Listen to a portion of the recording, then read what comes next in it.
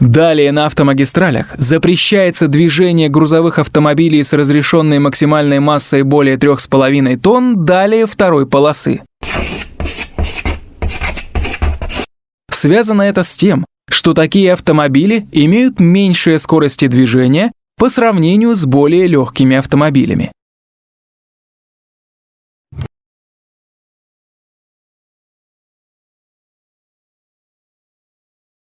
Вне населенных пунктов, а также в населенных пунктах на дорогах, обозначенных знаками «Автомагистраль» или «Дорога для автомобилей», а также на дорогах, где разрешено движение со скоростью более 80 км в час, водители должны придерживаться правого края проезжей части. Занять вторую полосу в нашем примере можно для опережения или если занята крайняя правая полоса. Занять третью полосу можно для опережения или если занята вторая полоса и так далее. Запрещается занимать левые полосы, если свободны правые. Вне населенных пунктов, а также в населенных пунктах на дорогах, обозначенных знаком «Автомагистраль» или «Дорога для автомобилей», или где разрешено движение со скоростью более 80 км в час, водители транспортных средств должны вести их по возможности ближе к правому краю проезжей части. Запрещается занимать левые полосы движения при свободных правых.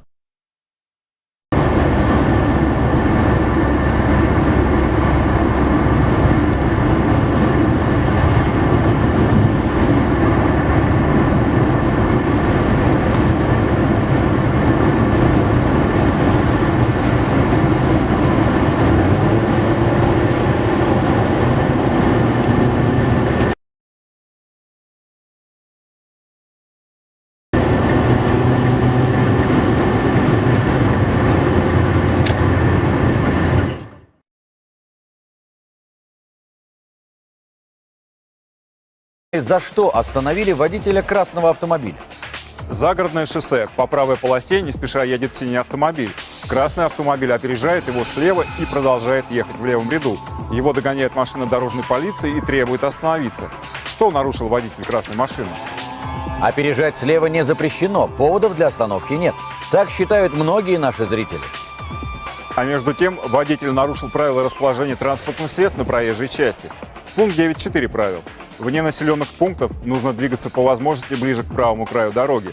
Если правые полосы свободны, левые занимать запрещается. Штраф за это нарушение 500 рублей. Водителю красной машины после опережения нужно было просто перестроиться в правый ряд. В населенном пункте можно использовать любую свободную полосу движения. Но если есть 3 полосы и более, то двигаться по крайней левой полосе можно только при интенсивном движении, когда все остальные полосы заняты. Кроме того, можно выезжать на крайнюю левую полосу для поворота налево и разворота. Для грузовых автомобилей с разрешенной массой более 2,5 тонн выезд на крайнюю левую полосу разрешен только для поворота налево или разворота. Движение таких автомобилей по крайней левой полосе запрещено. В населенных пунктах, с учетом требований настоящего пункта правил, водители транспортных средств могут использовать наиболее удобную для них полосу движения. Однако, на любых дорогах, имеющих для движения в данном направлении 3 полосы и более, занимать крайнюю левую полосу разрешается только при интенсивном движении, когда заняты другие полосы, для поворота налево или разворота,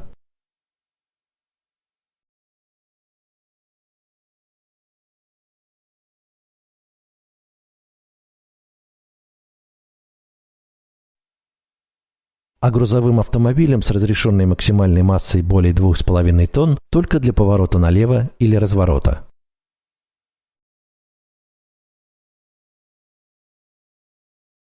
Транспортные средства, скорость которых не превышает 40 км в час, должны двигаться по крайней правой полосе.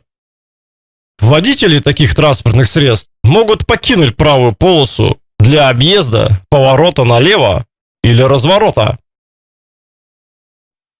Транспортные средства, скорость движения которых не должна превышать 40 км в час, или которые по техническим причинам не могут развивать такую скорость, должны двигаться по крайней правой полосе, кроме случаев объезда, обгона или перестроения перед поворотом налево, разворотом или остановкой в разрешенных случаях на левой стороне дороги.